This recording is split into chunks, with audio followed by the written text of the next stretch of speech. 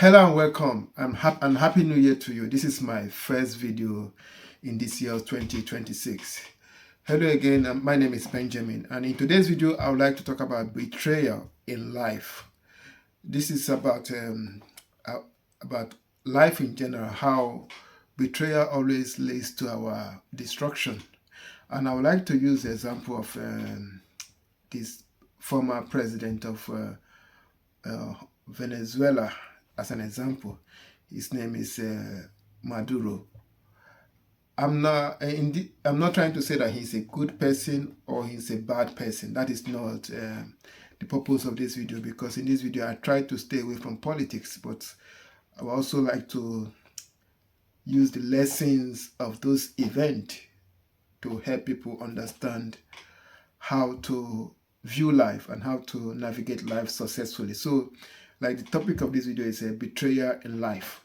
So, as you can see, Maduro was kidnapped in his bedroom in Caracas in the middle of the night, and the operation by the U.S. forces, Delta Force, was so successful that everyone with common sense has come to the conclusion that it was only possible. It was only that successful because there was a betrayal at the highest level, and which is what this video wants to cover. That is the betrayal in life in general. Because if you do not know how to navigate life and how to read people, how to understand, deal with people and their behavior and their flaws, you will also come across this betrayal and the effect in your life, because you cannot escape people and their desires and their needs and their selfishness, and always thinking about themselves and what they stand to gain. So, because Maduro wouldn't have been easily captured unless someone on the inside, someone that is close to him, someone that knows his movement, someone that knows when he's out, when he's in, where he's sleeping, where he's frequent. Without that person providing that information, the U.S. forces will not be confident enough to launch their attack. No matter how good their army are, they will still rely on an insider to provide a reliable information that they can come in and do what they need to do without all being shot dead. Because you have to understand that those Delta Force, they have to come in a helicopter. And if you shoot down a helicopter flying in at night over a mountainous region like Venezuela, the likelihood of anyone surviving is very low. So they know that. So they needed a Judas among the 12 to be able to launch their operation and be successful. And that is the message of this video.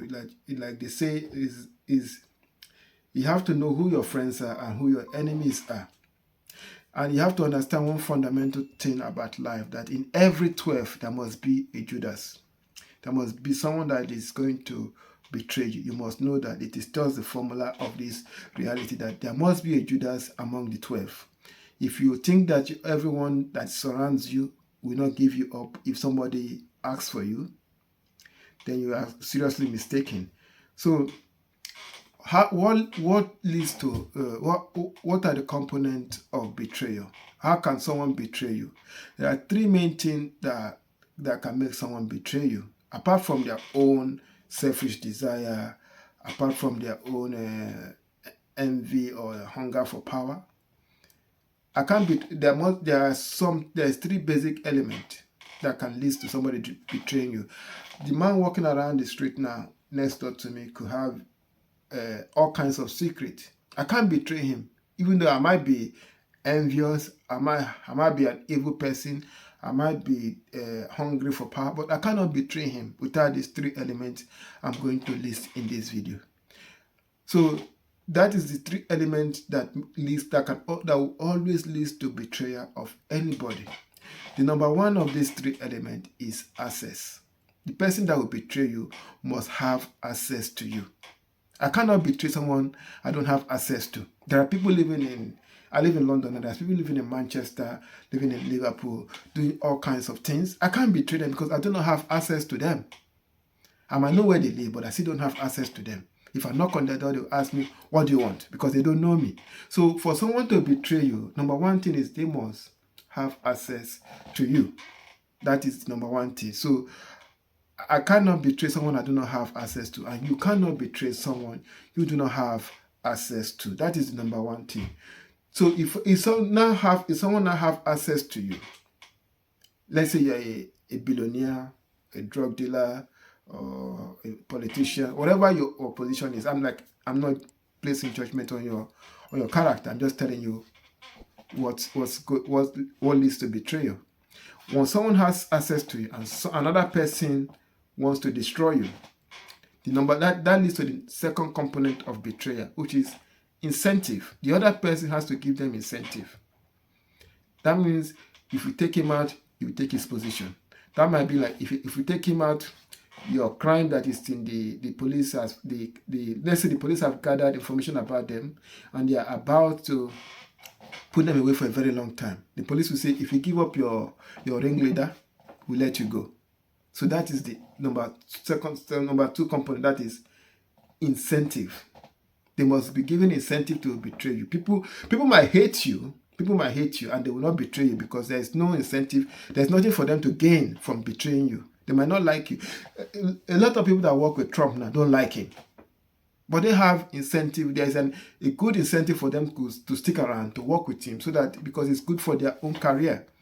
So someone cannot betray you if there is no incentive, if there is nothing for them to gain from betraying you. So that's number two component of that always leads to betrayal. The first is access. They must have access to you. Number two is there must be something for them to gain. That is incentive. They must have an incentive for betraying you. And number three is concealment ability. They must be able to conceal their mission. If you look at Putin now, Putin was trained in the intelligence sector. So he grew up studying human behavior. He grew up knowing characteristics of people. So he knows all these things I'm talking about. He knows access. He knows that the people, if he wants to be betrayed, is the people that are closest to him that will betray him. He knows all the people closest to him have been given incentives. He knows that. He knows that the US, the NATO members, the EU, they are constantly providing incentive to everyone that surrounds Putin. He knows that. But number three is why he's still where he is right now is because he tackles number three, which is concealment ability. No one around Putin can conceal anything. Immediately they get a phone call from someone from the EU, from the US intelligence, telling them, oh, we want to give you 500 million. We want to give you £1 billion to give up Putin. Putin already knows that phone call has been made, and he eliminate them. That is why every time you are hearing someone fell off a window in Moscow or St. Petersburg, those are the people that have been contacted to betray Putin administration, and because they didn't know that Putin has studied and mastered the ability to detect anybody that is trying to conceal anything. That is what they always mean. They pick up the phone and they engage in trying to carry out the mission. He eliminate them. That is why he's still where he is. If he didn't study how to detect people that are concealing something, he will be gone. So number three is concealment ability. If the person cannot conceal their aim, their mission, they can't conceal it. They can't hide it from you. If they cannot hide it from the person they are about to betray, then they can't be successful. Sometimes obviously there are some people out there that are so naive. Even though the person is the person that is trying to betray them can't even conceal it. They can see it. Everybody can see it. Yet they refuse to take action. Some people are like that. I don't know what is wrong with them, but in most of the times, if the person you are trying to betray, you are unable to conceal your mission, they will destroy you. So the three components that leads to betrayal is that the person must have access to you. Number two, they must have an incentive. There must be something for them to gain from betraying you. Then the number 3, which is very crucial, they must be able to conceal their mission. They must be able to hide it. The person who betrayed Maduro was able to conceal it for a very long time. What happened in Caracas about a week ago was not something that was planned in a week. It took months of planning. So that person has been concealing this thing for a long time. So that means a strong concealment ability was displayed, was part of the thing that led to his capture. So with these 3, the person have access. He has the US is going to pay him for his betrayal properly, and then he was able to conceal it. That leads to number. It just means the US can just come in, get to his bedroom, pick him up, and go. Nothing can stop them because the person has already created a passage for them to access him and extract him and leave. So the thing you must learn from this is this. You have to understand the quote that says, keep your friends close and keep your enemy closer. Sometimes your enemies are the ones you have on the inside. The one you spend the time is. Christ says that a man's worst enemies are members of his own household. A man's worst enemies are members of his own household.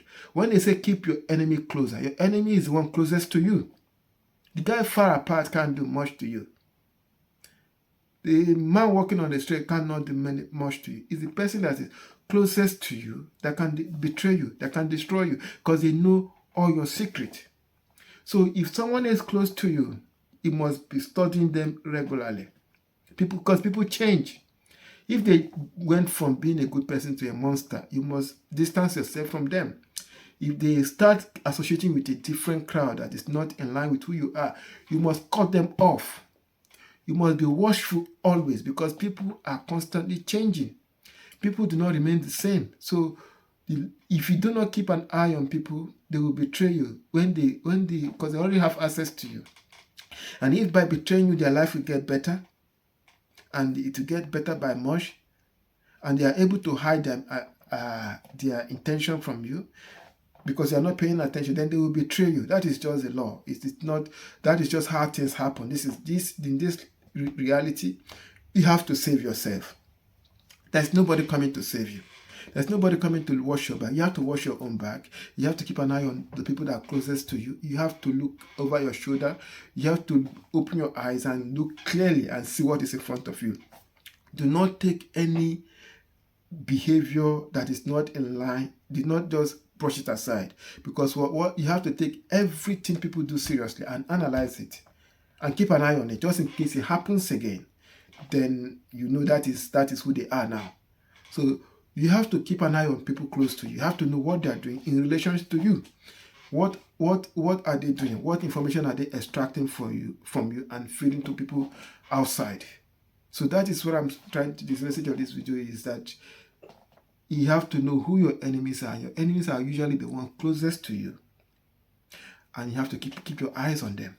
Keep your eyes on them, because they might betray you when you least expect it. You might be sleeping in the bed at 2 a.m. and the police will break down the door and drag you off bed.